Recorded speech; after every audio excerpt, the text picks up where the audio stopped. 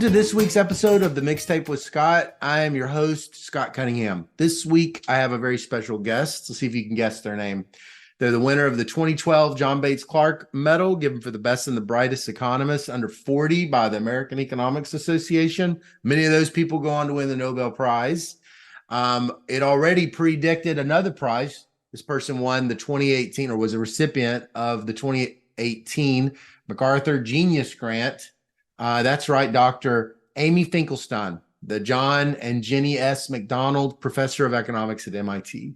It is a very special event to have her on the show, and I don't want to spoil a lot, so I'm just going to say we had a great time talking. Before we talk, though, I wanted to tell you that most of the time, what we did was we talked about her life, growing up in New York City, and a somewhat serpentine path that she took from an interest in history and political science into economics, and having an experience in her first year of graduate school work in economics that I think many of us have had, where we basically think, I've made the biggest mistake of my life. I'm not supposed to be an economist. I hate this stuff. She bounced back and has gone on to be an incredibly, obviously, and a very impressive economist. There's a testimony, I think, that many of those stories that we hear or tell ourselves in graduate school are probably just that. They're just stories. And all stories are wrong, but some are useful. And the story that tells you that you're not any good at something, you have to take with a grain of salt sometimes. We talked a lot about her Oregon Medicaid experiment, which I've written about in my book, how she got into that project, how she got into health insurance and healthcare in general. But we only barely at the end had a chance to talk about her new book with Rerun Anav. I'm positive that I just said Dr. Anav's name incorrectly, a professor of economics at Stanford and longtime collaborator with Dr. Finkelstein. They have a new book.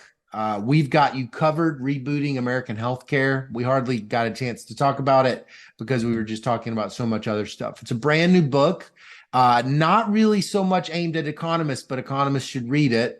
It's a book aimed at the general public because it describes general problems with our healthcare system, and it's really trying to speak to policymakers, journalists, everyday people that want to better understand the problems with our healthcare system and our health insurance, and to try to start thinking about how to better be informed in the voting booth.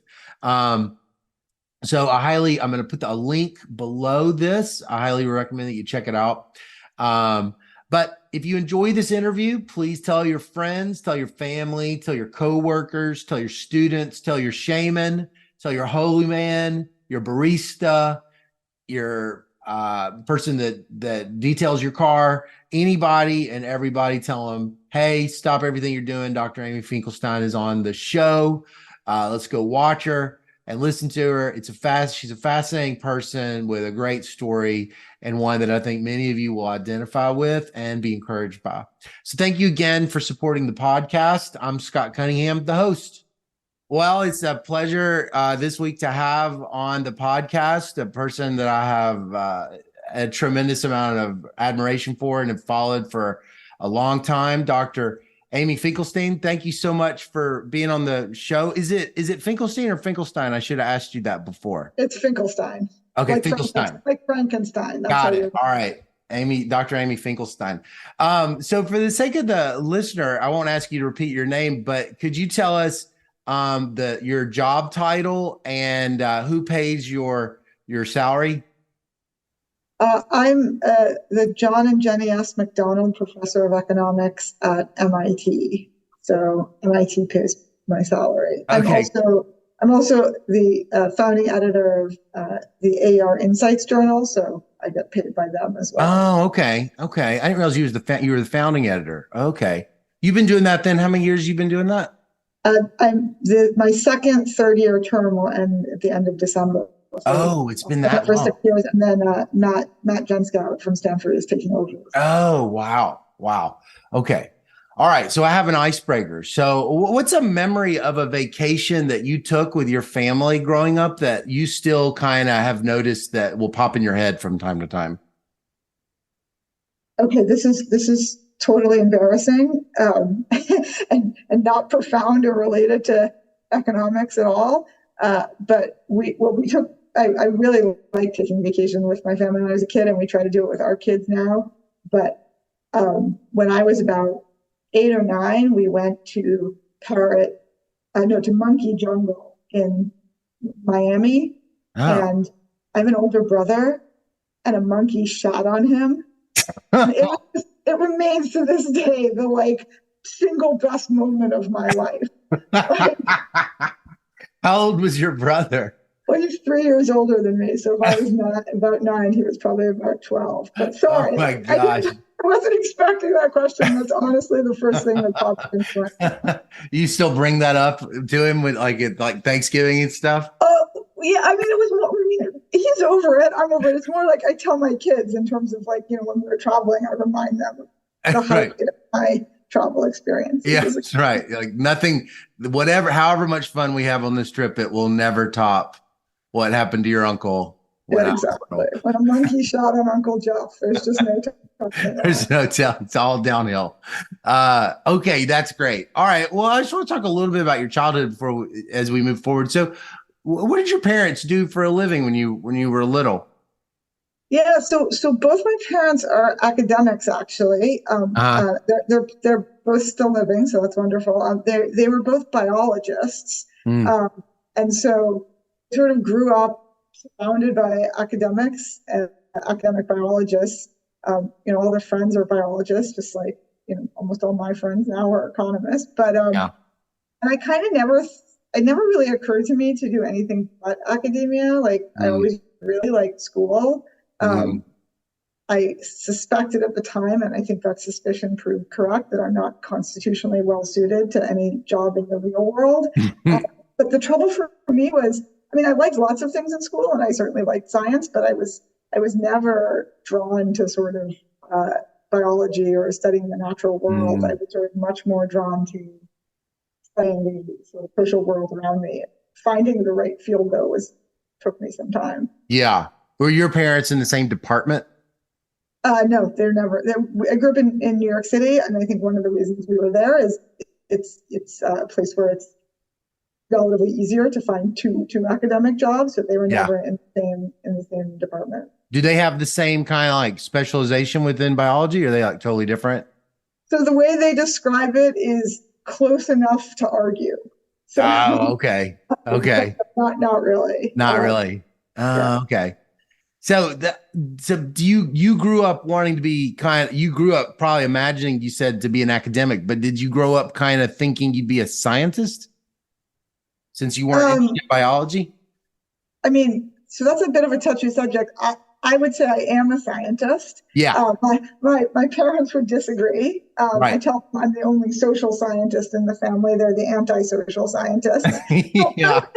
I mean, I had no idea. I liked school. I liked doing research papers. An embarrassing story that my husband told an economist who told it publicly, so I guess I'm only re-embarrassing myself, is my first research paper in first grade. We all had to draw mammals out of a hat and write a research report on those. And I wrote on elephants, and I liked it so much that I wanted to write another. In fact, actually, I take it back. We must have gone to Miami. I must have been 6 rather than 9 when the monkey shot on my brother, because we had just been on this trip to Miami and the Everglades. And so I wrote a second research paper, just because I wanted to, on alligators. And the entire paper, which of course my parents saved, shows the limits of small samples. That every sentence is something like alligators, unlike elephants, live in the water.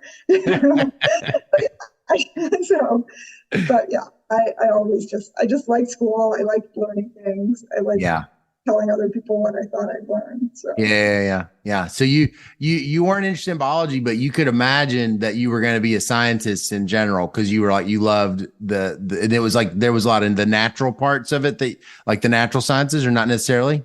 By far my favorite subject in high school was history. And I still really love history. I love reading history and learning. But I think when I got to college, I thought, perhaps mistakenly, that if I became a historian, I would just be learning more and more about less and less, whereas what I loved were the survey courses. Yeah. So I tried to find something like history, but that was a little broader rather than deeper. Mm-hmm. Mm-hmm. What was it like growing up in New York City as a kid? That seems like a dream. Yeah, I grew up in the 70s, which, actually at one point when I was interviewing in grad school for academic jobs, I was engaged at the time. So they were interviewing my husband as well, or my fiance, and someone said to me, because they imagined we were thinking correctly, that we were thinking of having kids, and they said, Manhattan is a wonderful place, to raise a family. It's not like it was in the 70s when no one in their right mind would raise children in Manhattan. Uh-huh. So I mean, and I have to say, I do think, I mean, I love the independence growing up there. Yeah. By about fifth grade or so, I could take the crosstown bus, I could take the subway, etc. But it definitely, that was shortly after, I mean, I didn't realize it at the time, but that was shortly after the deinstitutionalization of the psychiatric hospitals. And, Mm-hmm. I remember learning at a very young age not to make eye contact with anyone on the street, not to speak. Really? I mean, it was sort of like at the time, it didn't, now thinking about it, it's odd. But at Yeah. the time, it just didn't strike, that was just what you were taught, Yeah. You could notice the deinstitutionalization as a kid happening around you. I noticed the change because Yeah, you it can notice the happened change. before me. But if I think back to my childhood relative to now, the number of people, so I grew up on between 73rd and 74th and West End, and Uh-huh. the our house was 72nd and Broadway, and there's a little sort of strip where you cross, and there were just large numbers of people standing there talking to themselves and occasionally talking to us. And I just remember, my parents said it. I talked to them about it when I was older. They said it was very hard for them to have to tell a child, like, to look away, to not talk to people, not particularly compassionate or appropriate behavior, but just as a safety matter. And I remember, I mean, it must have affected me in ways I didn't realize, because I remember as a young child, everyone has the fear of monsters or I was terrified of burglars. And it must have deeply been instilled in me, because I remember in late high school, I went on this Knowles National Outdoor Leadership School 1 month backpacking trip in the Wind River Valley in Wyoming. And at some point, so we're deep in the backcountry, and the culmination of it is they set you out in groups of 3 or 4, and you go by yourself for 3 or 4 days to find your way out. So we're even deeper, like off trail, whatever. And one night we had gotten lost, and we finally set up camp in the dark. We don't quite know where we are, but there was water nearby, and everyone's doing something. And I was sent to get water. And so I'm walking alone in the dark to the stream in the middle of, the wilderness in Wyoming. And I should have been worried about bears or whatever. But instead, I had this totally, and I knew it at the time, but visceral but irrational fear that someone was going to jump out of the bushes and mug me. Yeah. So I think that I think probably was the effect. You think that this is my first time to hear this kind of story. Usually the New York City story is kind of the rise in crime that happens in the 80s, but I haven't heard anybody say something about the deinstitutionalization. Well, it was both. I was born in 73, so the crime was also, I'm sure, a lot of it. I mean, it's all kind of mixed. We had mugger money as kids. This was a thing that the parents believed in. I don't know that there's any evidence for it, but the view was they were concerned that if you got mugged and you didn't have any money, and most kids, I had a bus pass for the crosstown bus and I wasn't carrying any money, they were concerned that someone might be very upset and harm you if you had $20 in mugger money. Now at some point I got hungry and spent my mugger money on pizza, and I always figured it was unlikely I'd actually get mugged. B, view that I'd get hurt if I didn't have money. Right. There's evidence for that. And C, if I'm mugged and beaten up, are my parents really gonna get mad at me for spending my mugger money? So right. But I don't mean to say I was consumed with fear all the time. But now that you're asking about it. Well, I remember that. I mean, I grew up in Mississippi, but I still I'm wondering, even these slogans your parents would give you, or don't talk to strangers. Almost, I think those are obviously endogenous to something around. And I just hadn't really thought that Yeah, you saying deinstitutionalization, because I was going to talk about something along those lines later, and that just kind of that was it. That's interesting. Well, I'm probably echoing, I was aware of people mumbling to themselves and the right. fear of being robbed. And beyond that, I'm echoing probably what my parents said. I mean, they live near Lincoln Center, and my dad says, he had been in New York since, I guess, the late 50s. And he said he noticed that, like, he was at some outdoor concert at Lincoln Center at some point in the 60s and looked around and realized there were a lot of people there talking to themselves. And Yeah. that Yeah. different than it had been. So I think he had told me about that. Yeah. Wow. So it's high school. And I'm curious, you step foot into high school, ninth grade. You're the youngest group in the high school. What was high school like at that moment? Was it scary or were you excited?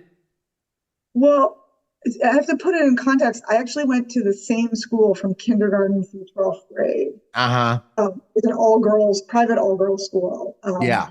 I'm incredibly grateful to my parents for sending me there. I got a phenomenal education. And so for me, the scary transition was going to college, and for the first time having to introduce myself to people, because there were 42 girls in my graduating class, and many of them had been there since kindergarten. You knew everybody. And even when new kids came in, they came in the context of everyone else knew me. So I was meeting one or two new people. But the idea of having to define yourself in an initial meeting was totally foreign to me. Right. Well, so what did y'all like to do in high school because it sounds like y'all were probably pretty close. Those 42, or at least some of you had some close friends. What did y'all like to do? Yeah, it's a good question. I mean, I probably worked much harder in high school than I did in college. So I did a lot of homework, and I like doing it. You'd be on the phone with your friends talking about the homework or whatever. I did some smattering of activities. I feel like kids these days do everything very seriously, and I did nothing. I played squash badly. I played tennis badly. The one thing I did that was a lot of fun that I wish I'd continued is I had learned to juggle. And so more than 3 balls? Yeah, at my peak, I could do 5. Wow.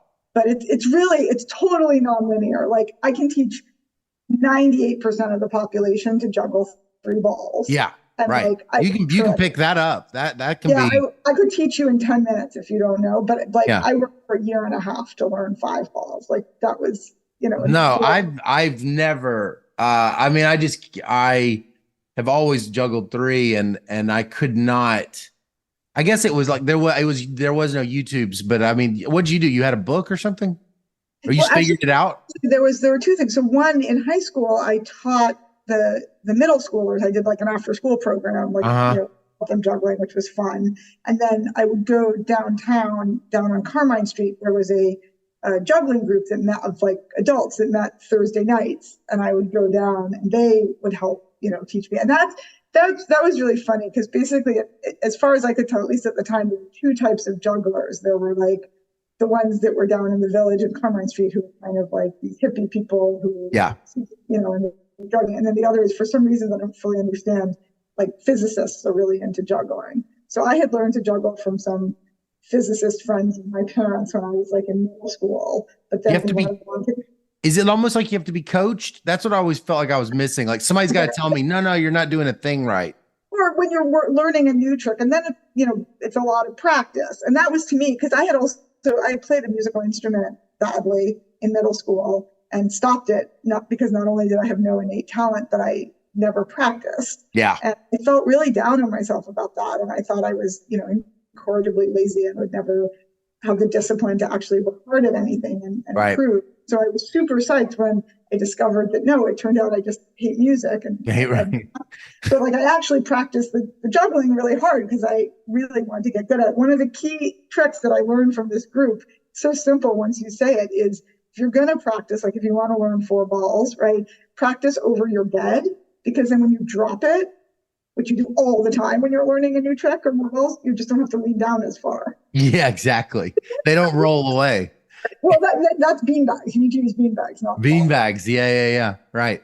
Right. Well, what did you dream of in high school? Are you still thinking in high school, I'd like to be a professor like my parents, or what are you now thinking about towards the end? I I think I was thinking I was excited to go to college and Yeah. get some meet some new people and broaden the set of courses, like topics I could study. And I went to the school I went to was phenomenal, but because it was small and it really taught me a ton about how to study and how to learn and how to work hard. But because it was so small, there was very limited offerings. So, Yeah. so I was excited to have choice of courses. I think if you'd asked me, I would have said I was interested in something in the policy space, and whether that was law or journalism or Hmm. or working in Washington. I wasn't sure. I think in retrospect, I realized that, I didn't know at the time that my interest in my courses was unusual. Like, my Hmm. friends seemed to like their courses too. So, but in retrospect, I think it was pretty clear that Yeah. I would end up in academia. Yes. Well, so you go to Harvard, you step foot at Harvard. What'd that feel like? Being at such a historic school for the first time. What was the feelings like? I mean, it was super exciting. I felt, my, I felt that, so my parents were actually quite nervous about my going there and didn't want me to go because they had heard that, the faculty are really inaccessible and as educators themselves and knowing how much I cared and they cared about education, they wanted me to go somewhere where, you know, I would have a good educational experience. And Yeah. actually I was they were wrong and they admit it. And first of all, the lecture courses I took were just phenomenal. Like, Mm. you have faculty who've prepared a lecture and maybe they prepared it 4 years ago, but like they're still giving a really good lecture. And then Yeah. maybe it's just because so few students did approach the faculty. I found that without exception, when I went to faculty's office hours, which they all had, they were super encouraging, supportive, helpful.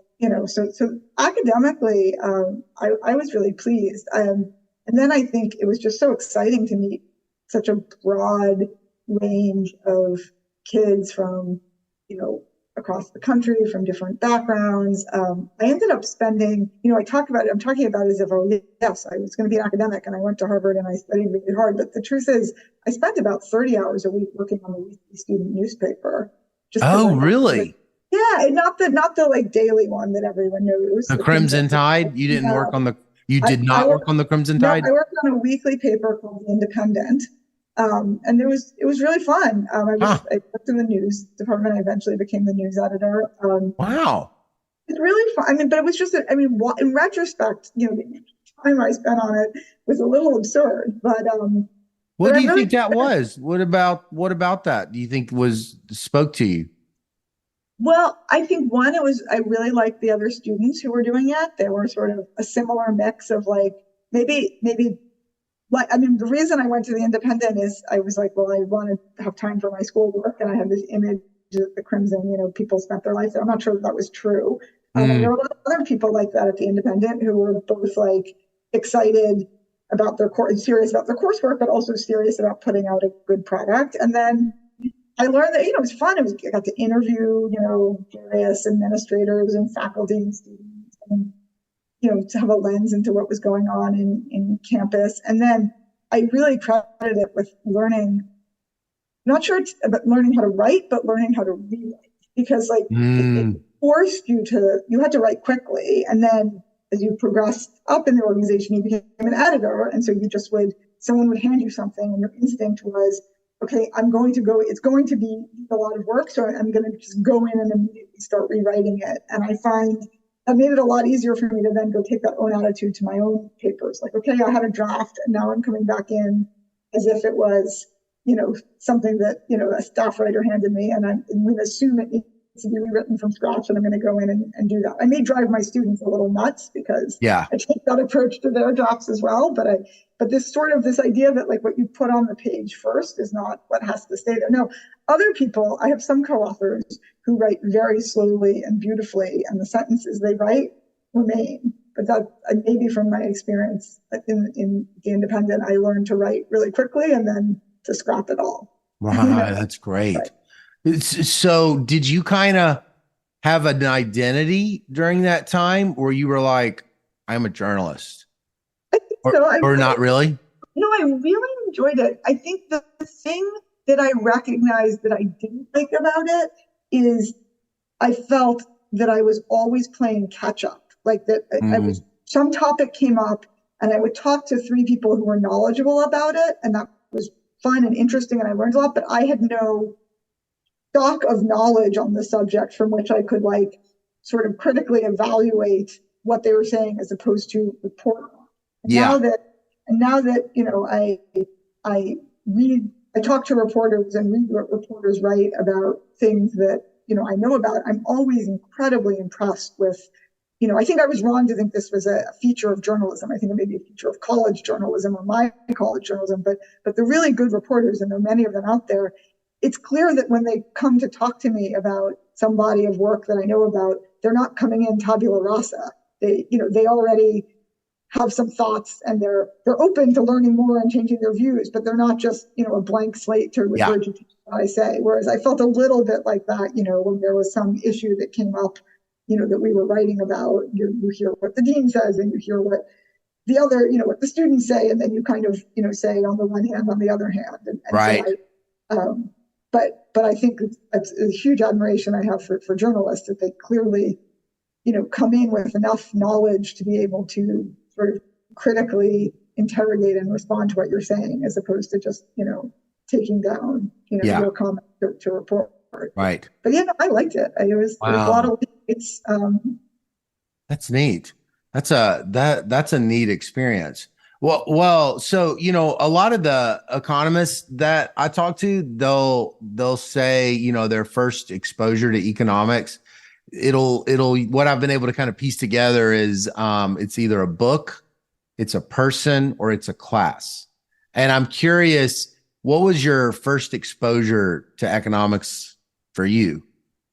I mean, so I think my first exposure was as a freshman. I took the intro economics course. Econ 10, right? Yeah, Ec but 10. but I'd say but actually, so I didn't major in economics. I majored in government, or what Oh, Harvard calls political science. oh, In part because I really liked history, and yeah, I thought of political science as a way of using history and knowledge of across time and space to sort of make sense of the world and build models of the world. right. Um, and I think it is, but there were two problems with that. One was, I think to do that well, you need to know a lot of history, and Yeah. I didn't then. I'm not even sure I do now, but I sort of realized, well, that would take you have to accumulate that stock of knowledge, and I was impatient at 18. I didn't want just consume knowledge for the next 20 or 30 years. So there's part Hmm. of me now wish if I had, I would know a lot more. Yeah. But then the other thing that happened is as I said, my parents were scientists, and I would occasionally give them my, poli sci term papers, to read. And my dad would often comment, he's like, yeah, that was a nice argument. You could have just as easily argued the other side. And I kind of thought he was right, at least at the level that I was doing it. And so I got very excited by empirical work in political science, which Mm, I think relatively new. This was the early 90s. And the idea that I know you can lie with statistics, but at some level, the idea that you could use data and rigor to try to answer questions about why mm, certain bills had gotten passed or why policy was the way they were, how people voted, mm. rather than just sort of make qualitative arguments. I thought it clearly was imposing discipline on me, Yeah. and so I ended up doing my senior thesis on empirical political science on the question of academic earmarks. Actually, as it Mm, when Congress will allocate funding for to a university for a big science project or something, and why some universities got it and not others. Guess what? Having a powerful congressman helps. right. But then, and so I think though, and so I love the empirical work, but at the same time, I kind of was sort of realizing I was less interested in why the policy got enacted than Yeah. the impact of the policy was or what the policy should be.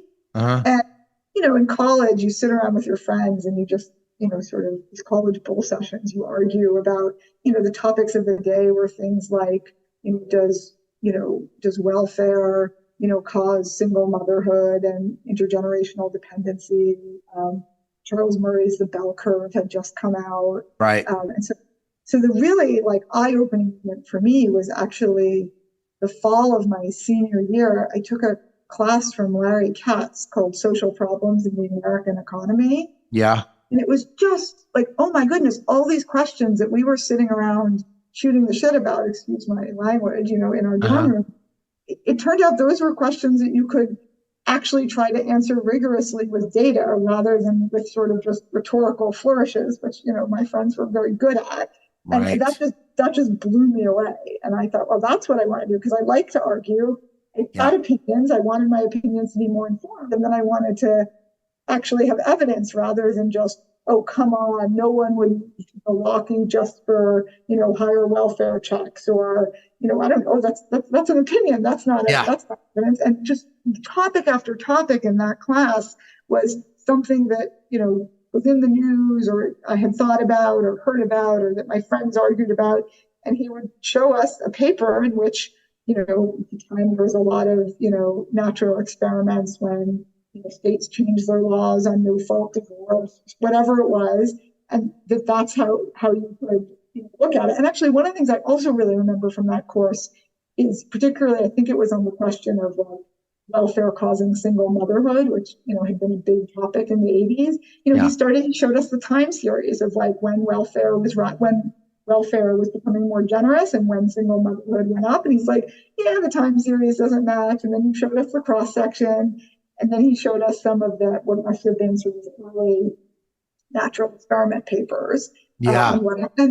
And again, it was this notion of, again, there's another thing I think I learned from him and continue to learn from him, because we entered North America together for 10 years, is the idea that no single piece of evidence is ever going to be completely dispositive. Yeah. And so the more different ways you can interrogate the same question, both with data and with other methods, the sort of greater confidence in the richer picture and nuance you can get of the results. And I was hooked. I was like, oh my God, this is what I want to do. You felt like that was more econ than poli-sci, even though there was empirical poli-sci? So it may just have been what I was doing, but the empirical poli-sci that I was doing was about why laws got passed, as opposed to what was the impact. Now, because I guess I was always more interested in what the policy should be than how we got the policy. Oh, right. Because if you think about what it should be, you're kind of referencing what impact it's having. Yeah. Right. So what happens? You take that class and then now you're thinking, I was going to do one thing with my life and now I'm thinking about a different thing. Yeah. And so again, I think by that point, I was pretty sure I wanted to be an academic. My friends were all applying for jobs in the real world, and that seemed, having a boss and, seemed not what I wanted. In fact, I remember, jumping ahead a little bit, I remember at some point talking to a friend of mine. I was, working hard in grad school and finding it really tough, and talking to a friend of mine who'd gone into consulting, and he was like, you have no idea how easy you have it. Like, you don't have a boss to please. You don't have, your hours are your own. And I remember like at some point complaining to my dad, like, he doesn't get it. He doesn't get how hard grad school is. And my dad was like, no, I think he's totally right. Like, it's so awesome. And not that grad school isn't hard, but it's so awesome precisely because you get to pick which questions you work on and you don't have a boss. I don't see why more people don't want that. So he was like, stop feeling sorry for yourself. Like, actually, like, right. Really nice. Right. But so I kind of knew I wanted to be academic, but I really hadn't done much economics. Like, I'd taken the intro course my freshman year. I was sick my sophomore year. That would have been Richard Freeman, or was that Mankiw? No. The intro course my freshman year was Marty Feldstein. And my sophomore year, I was actually pretty sick. I had a really bad case of mono. So I went on a light course load, and tried to take easy courses, so I took macroeconomics. You took macro as the easy one? Oh Which I man. didn't like. And then my senior year, in addition to taking Larry's course, because I was sort of hearing from friends that this economics thing might be something I was interested in, I took intermediate micro as well. Oh, But okay. that's all I'd had. So I really hadn't had much economics. And so it was woefully unprepared for grad school. And I was very fortunate to get a fellowship that would pay for me to study for 2 years at Oxford. And so I used that as an opportunity to do a master's in economics. That was kind of like a correction. You were like, I'm going to do this master's to kind of fix the route a little bit. And I felt really grateful because when I looked in the US, there just really weren't many terminal master's programs. Right. And I think separately, I think that's something we should probably be changing, because I think with the PhD program getting increasingly long, and some people figuring out after a couple of years that they can fruitfully and happily do something else. Why not just start with a 2-year master's in which so you can choose to go on if you want, or you can choose to have gotten a useful and degree and move on but I felt when I realized that you couldn't do a sort of typical master's in the US, I felt all the more lucky and grateful to have the opportunity to have it. What was the flavor at Oxford? How did it differ from Larry Katz's class? I mean, is it as empirical? No, it was night and day. And it was, in fact, so my somewhat tortured story is I got to Oxford, and after the first, after a while there, I suddenly thought, oh my God, I had this all wrong, and I don't want to be an economist. In fact, I don't want to. I can't be an economist, because it was a heavily theoretical and math oriented program, and I could even at the terminal masters. And I could do it, but it wasn't what I like math as a means to an end for me. And I got I think mistaken impression while I was there that it was, that economics was a career for failed mathematicians. Like everyone seemed to be glorifying over the beauty of the proof or whatever. And it's just like, come on, where are the social problems in the American economy? Right. And then I sort of had a bit of a, personal / professional crisis, in the sense of I was like, okay, I decided long ago it wasn't going to be history. Then political science didn't work for me. Now economics isn't working for me. I keep thinking I want to be an academic, but like I don't have you're running out of ideas. And I really didn't know what to do. And some friends suggested I try legal academia. But it was too late in the cycle to apply to law school. So I needed to find something to do for a year while I applied to law school. And again, friends of mine who had done this suggested, well, look, you're stopping doing economics. It would be nice to have like a capstone experience where you use economics. You have to do something for a year while you apply to law school. Why don't you get a job in DC, as a junior economist? And I thought, anyway, like policy, I thought that would be interesting. So I applied for, and I got a job at the Council of Economic Advisors as a very junior staff economist, working actually under Janet Yellen. So I went to do that for a year and applied to law school, thinking that I would, at the end of the year, go to law school. And that was transformative in terms of my interest in economics. So what happens? What happens there?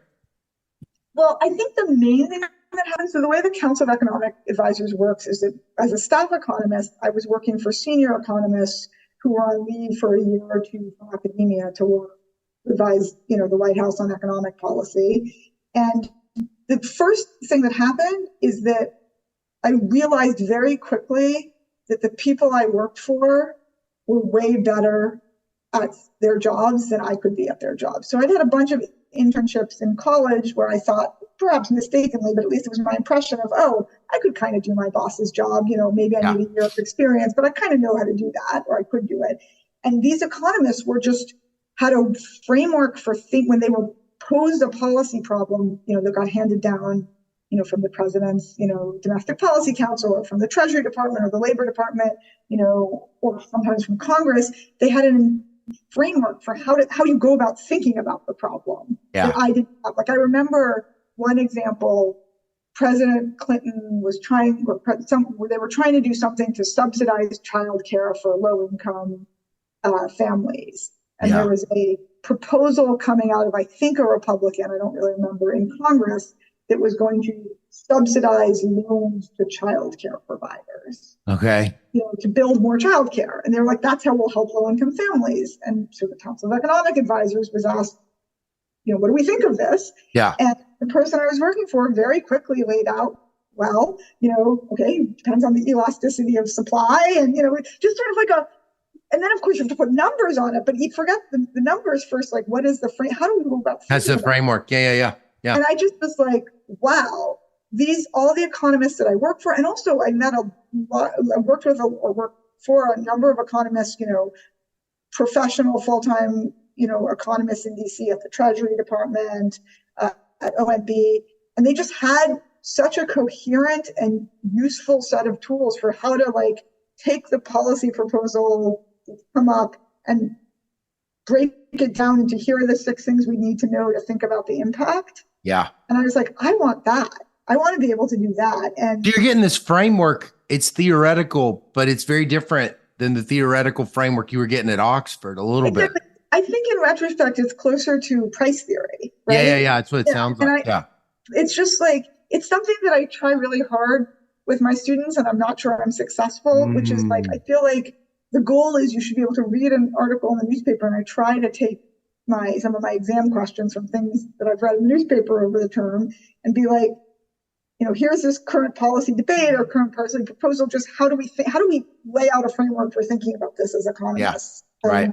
And so I was sort of like, gosh, that is so powerful. And so my desire to be an academic wasn't like an academic per se. It was, I like thinking about the world and explaining what I've learned. Yeah. And I thought, okay, I guess academic economics is never going to be for me because it's highly mathematical and sort of putting a premium on mathematical advances. But I love these frameworks, and I want that. And everyone I've worked with who has that has a PhD in economics, whether they're on leave from academia or a professional economist working in DC. So I guess I will go get my PhD after all. I'm probably not going to be good at this research thing because that seems to be this other thing that I don't like as much. But at least, I'll get all the tools that these people I'm currently working for have. Oh, the research thing is like Oxford. It's the theoretical proofing and stuff like that. No, I guess I hadn't really done much empirical work. Yeah. I can do it. I can learn the theory. I can do the problem sets, but I'm going to do it as a means to an end of learning these economic models, which I can then take and apply in the real world. And if I can't apply them in research, I'll go apply them to policy analysis, working in DC for for the government. Yeah. So that was kind of where I thought I was headed when I went to grad school. And then it turned out there was this whole thing called empirical research, which I kind of had experienced in political science, just with a different set of questions. And I just loved it. So from the moment you get to MIT, you're sort of living in a full-blown, empirical economics, and even really the credibility revolution stuff too. Is that right? Yeah. So, and I guess somewhat relatedly, because I'd taken a lot of the first year courses at Oxford, I could place out of them. And so I immediately was taking, I remember my fall, I had Jim Paterbo's public finance class and then Sarah Ellison's industrial organization class. And they were just, that was just much more, again, applied. And sometimes, especially in IO, sometimes the math could get sophisticated, but it was a means to an end. And that was fine. I either knew it or was delighted to learn it. It was just all in the purpose of an applied problem, whether it's, what's the profit maximizing, two-part tariff for amusement parks, or, what happens when you raise, income taxes, what happens to women's labor supply, whatever. They were applied problems. So when does this healthcare really hit you in the heart? Where's that? So it was a little bit circuitous. I would say that I left the Council of Economic Advisors. And one of the great things about being a very junior person there, as I was, this Council of Economic Advisors has the same scope in terms of its portfolio as the Treasury Department. But the Treasury Department you know, tens of thousands of employees, but even of professional economists. And, the council, when I was there, maybe had 40 or 50 of us. And so if you're, young and like me, eager and single and had no life and wanted to work all the time, you got to work on all kinds of different things that came up. And so when I thought back over my year there, an amazing experience of like, what were the things that I had most enjoyed working on? It had been natural disaster insurance and automobile insurance. And it would have been insurance. Common denominator was insurance, because this was a setting where, Adam Smith's invisible hand or the fundamental welfare theorems didn't obviously apply. Yeah. And there might be scope for welfare improving government. Yeah. My first love was insurance. And I'm a little embarrassed to say that I only really started working on health insurance in particular because it seemed like there was good data and good policy variation. Yeah. And I'd like to say that, at some point you can't work on health insurance and not get interested in actual healthcare delivery and health. But I fear I might have if it weren't for the influence of John Skinner, who's a professor at Dartmouth. Ironically, he was visiting Harvard my sophomore year when I was sick and therefore taking macro as a easy course. And he was my macro professor. And so I assumed he was a macroeconomist. And then I started seeing at these public finance conferences talking about healthcare. Yeah. And he was just always talking about the inefficiency of the U.S. healthcare sector and what could be done, what was behind it, and what could be done to improve it. And I don't think he ever quite said directly to me, because he's way too kind a person, but by, I think, his inspiring example, I kind of got the message of like, why are you just like mucking around with the insurance aspect of health insurance? What about the health and the healthcare delivery aspects of healthcare? So at some point, I made a transition that was important to me and probably imperceptible to everyone else, from an insurance economist who happened to work on health. You remember it though. Yeah. Totally. You remember going, I'm pivoting. Yeah, I remember, because what I realized I had to do was start working with actual healthcare data and started working with Medicare data. And that was a very steep learning curve. Right. So that's a huge investment, right? I was on huge fixed cost investment. Yeah, I was on leave the year I really made that switch. I was on leave at the University of Chicago, 2010, 2011. Like, this insurance stuff is interesting, but I was also, to be honest, kind of running out of ideas on that. And every time I say I work on health insurance, people tell me, "Oh, you're a health economist," and I say, "No, I'm an insurance economist." And my husband would say, "You say that as if people are going to find that more interesting." Yeah, that's not that clarification's not clear to a lot. Just really, the truth is, in a different life, I find lots of things in economics interesting. And one of the great things about being an economist is, although most of us specialize because there are returns to specialization, you get to advise students and go to seminars on a huge range of topics. And I find, the work my colleagues do on, inequality, on trade and labor markets, on education, those are all fascinating and important. And so, you could have spun the wheel, and in a different life, I could have just as happily done any of those. But that's how now I'm sort of all healthcare all the time. Well, so I write about this, the Oregon Medicaid experiment in my causal inference book. And so I'm curious a little bit. I mean, the Oregon Medicaid experiment is one that I just, if I had heard about that, I would have just been like, well, who do I have to kill to get on that project? But like, what was it like? When you learned, what was it like? Like, how did that come about? And what was, for you in your involvement, did you learn about it first, or what was the deal? Yeah. So, and so if you remember, in grad school, and this was still very, we learned about the Rand health insurance experiment. Yeah. Right. And the view was, but that'll never happen again. That was, I think, in today's dollars, over 300 million. Yeah. Right. Because they're the government. It was a researcher designed, government funded prospective study where they designed the insurance contracts, et cetera. So you have that'll never happen again, but obviously that would be amazing. Yeah. At the same time, right, because the Oregon experiment was 2008, so I'm back at MIT as a faculty member, and I have all these development economists running experiments. Yeah. But colleagues, but it's not really being done in healthcare in the U.S. at all.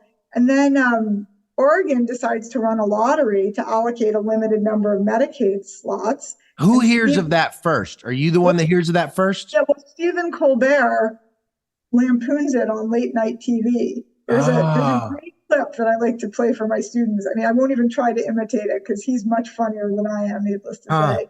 But because it is, kind of absurd and a sad statement about U.S. health policy. But where he saw absurdity and humor, I don't disagree with that. But I was like, oh my God, they're running a lottery. And I was sitting at the NBER at the time, and Kate Baker had an office a couple down from me, and I just ran into her the next morning and was like, "We need to get on this," and we just started. So you told her, you were like, Colbert did this thing, and they're going to do a lottery in Oregon to randomize people to medic. We were kind of behind we were a little scrambling to catch up. They'd already run the lottery, and they were starting to announce the winners. And Kate and I had several years before worked together on a failed empirical project that went nowhere. But I knew from that I liked working with her, that she was, super smart and serious and well organized and, fun to work with.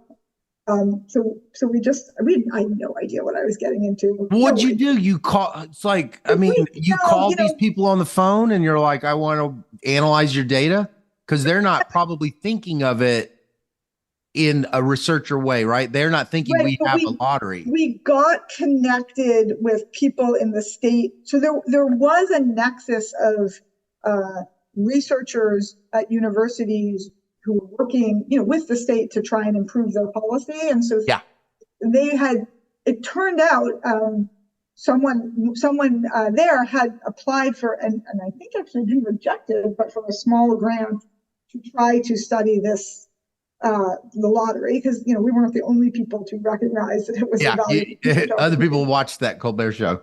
Yeah, but I think but they were extremely generous. This was Bill Wright and Heidi Allen, and they were extremely generous at saying to me and Kate, "Wow, if you guys have energy and ideas, and in particular can bring in a lot of funding," so that they were going to try and raise money to do some small scale surveys. And was that where the money has to come in? The money has to come in for the surveys, these big surveys. Yeah, I mean, at the time, yeah. So in the end, we ended up doing both mail surveys, which were expensive but not astronomical, and then we ended up organizing and running about a year and a half into the lottery about 12,000 in-person interviews and physical health exams, and that was the logistical. And then because you're like taking blood and stuff. Yeah, and then we also ended up getting a lot of administrative data, which didn't have all the kinds of non-response concerns, subjective reporting that you worry about in some of the surveys. So we tried to get at it from all angles. And it was a great team of researchers, both in Oregon and across the country. Also a big partnership with the state government. It was a huge undertaking. I'm not sure if I had known at the time what I was getting into. It's incredible. It's like, I love these stories of all the shoe leather. I mean, when did you bring Dr. Gruber back in? I mean, because he had been your advisor from high school. I think very early on, we just, I guess, in retrospect, I think we just were like, we brought both John and Joe Newhouse in very early, because I think we had the sense that, this is a once in a lifetime opportunity, and more heads are better than fewer. And we wanted to. You just put together this dream team.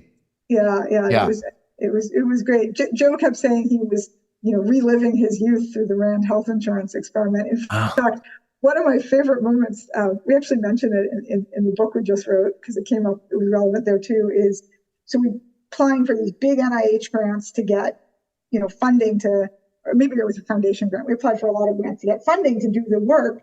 And one of the reports, maybe it was a foundation actually, one of the reports we got back from a reviewer, their main concern, so this was, we're probably applying in early 2009. And their main concern is Obama has just been elected. We're about to get universal coverage. It's a question of what is the impact of expanding health insurance to low-income individuals, may be of intellectual interest, but it's going to soon be irrelevant from a policy perspective. And therefore, there's not a lot of money. And I went to Joe and I'm just like, what do I say to this? Like, I don't know how to respond to this. And he's like, we got the same comment in the 70s when we were applying for funding for the health insurance experiment that, Nixon's about to get universal health insurance coverage. So what's the point? I was like, great, that'll be my response, right? Oh, wow. Wow. Well, so what did you learn from it that you sort of one thing or a couple of things that you just were like, man, I was not expecting to learn this from that whole process, that whole project? Do you mean in terms of the results or in terms of the process of doing the research? Well, you can say either one. I'm curious, what was the biggest learning experience for you?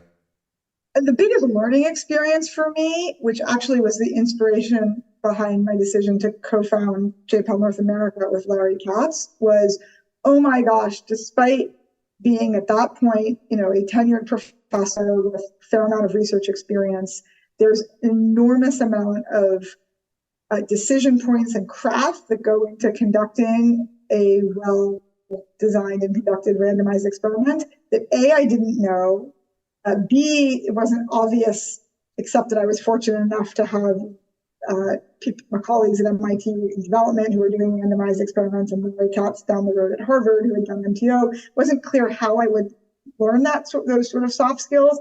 And this is the most terrifying part to me, you only got one chance. Yeah. Because unlike any other study where if I go give a seminar and people tell me I've been analyzing the data all along, you still got the data. You just go.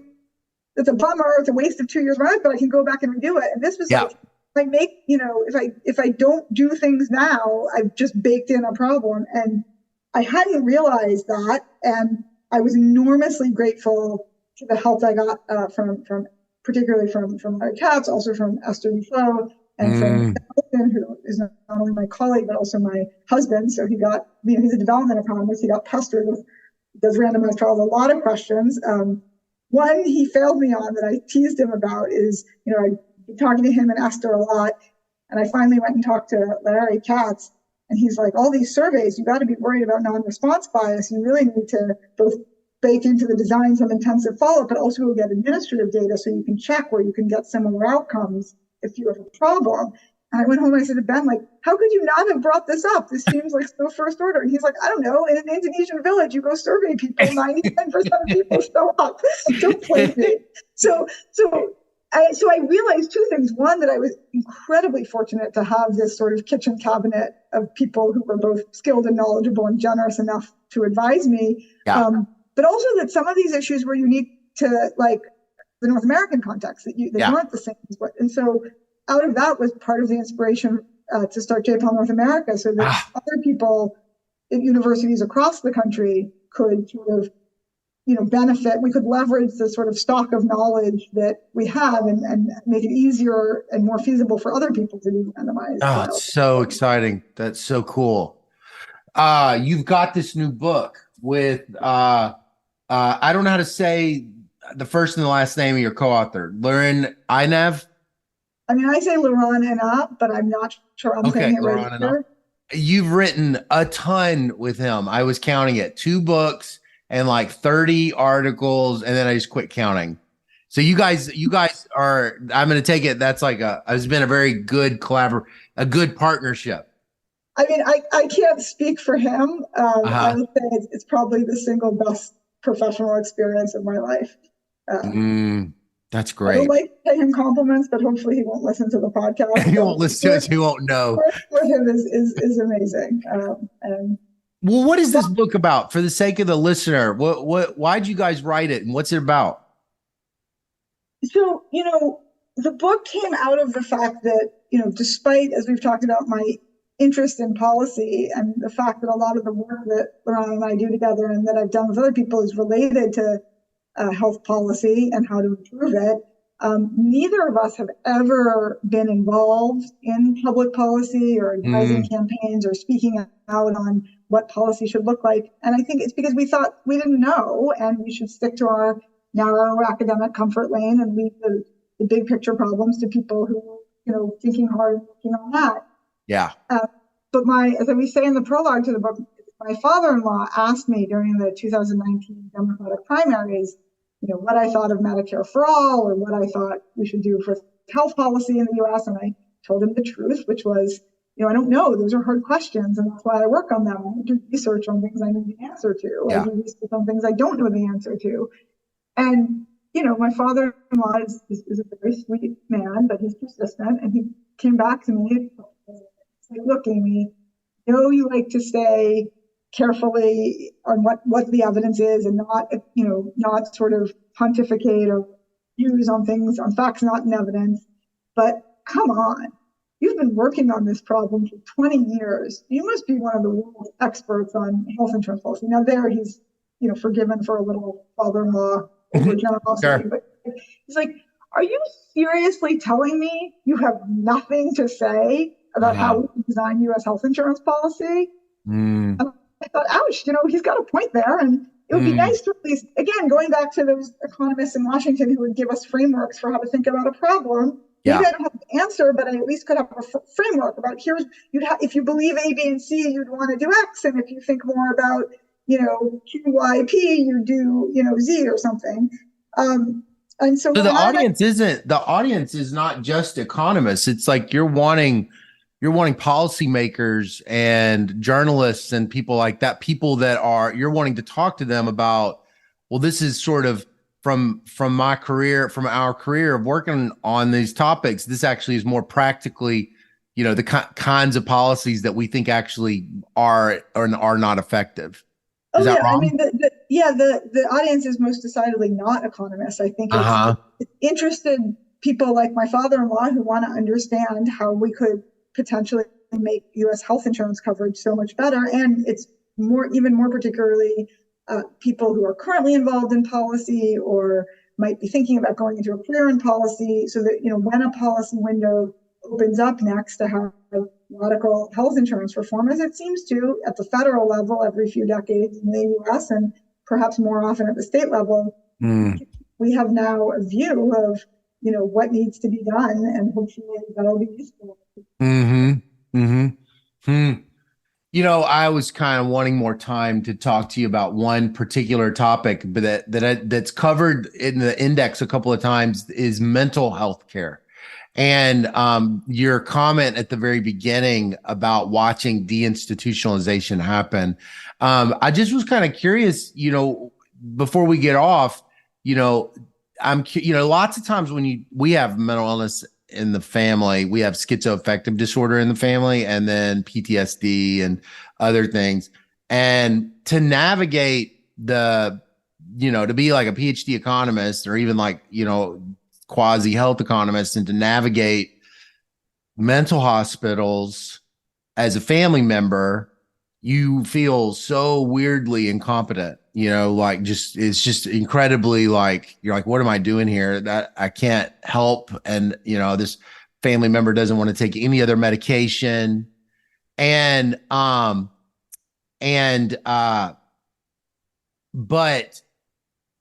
I'm curious, so you'll tell people oftentimes, like you'll tell the story of the things you've witnessed, and they'll just kind of have this reaction, which is like, why do we hate our mentally ill so much? Or why are we so bad at caring for our mentally ill? And it's kind of like this like response of judgment. But everything I experienced was like, I'm not around anybody that hates mentally ill people. It's something much deeper than that. It must be a bigger problem to solve, that these people that I'm talking to think that it's just a lack of compassion. And I'm curious, like, in your career of working on this, if you think about the mentally ill, particularly the severely mentally ill, how broken, what would you say? Is it more broken, or are there missing design problems that you've thought about that, are not something that is currently being discussed or anything like that? I'm just curious your thoughts. I think it's newly growing area in economics. Colleagues of mine like Frank Schulbach, who works on the psychological lives of the poor in developing countries. Really interesting work recently. Catherine Neckel did something, smoking cessation and its impacts on mental health. Yeah, I feel like it's a problem that needs and is getting more attention. Yeah. I think understanding the issues, it's not, as with many things in healthcare, but particularly with mental health, it's not going to be enough to just focus on economic incentives to patients and providers, but understanding some of the psychological models behind. I mean, it comes up obviously in mental health, but even with physical health and understanding medication adherence decisions. And I think people are doing a lot of great work, and we're making progress there. But our book actually very deliberately focused only on health insurance reform and not on care delivery. There, I think we have more questions than we have answers. Which is why, despite having now said I think I know what to do about U.S. health insurance policies, I'm not going to work on that anymore. I think there's still a lot of work. I'm hoping to do some of that. There's much more on how to improve the delivery of healthcare, particularly but not exclusively, mental health care and also physical health care. Yeah.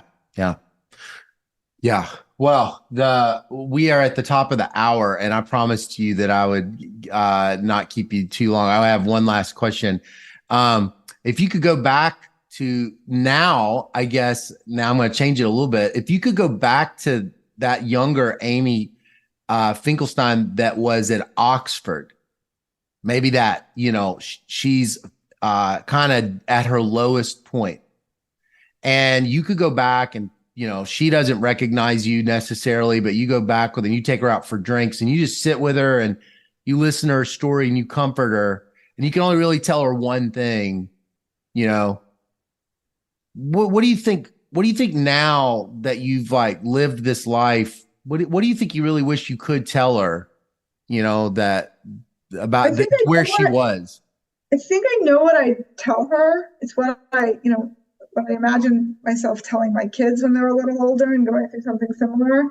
And I'm sure, maybe it'll help them. I'm sure it wouldn't have helped her, which is just to say, be a little patient.